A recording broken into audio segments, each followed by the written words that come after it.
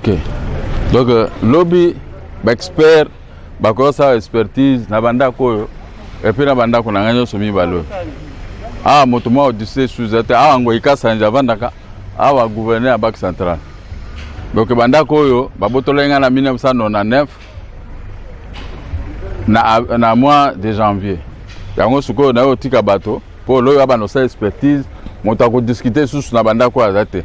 Propriétaire ya ba concession so ezanga imoko depuis des années.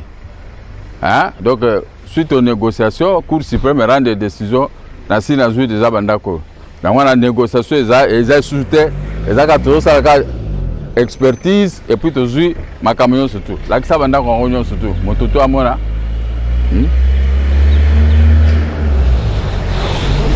Awa gouverneur à Banque centrale motoya osomba. Bon.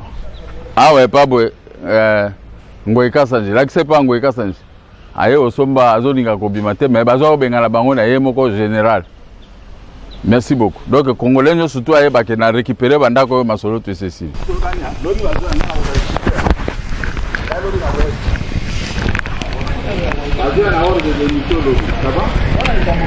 Ça va?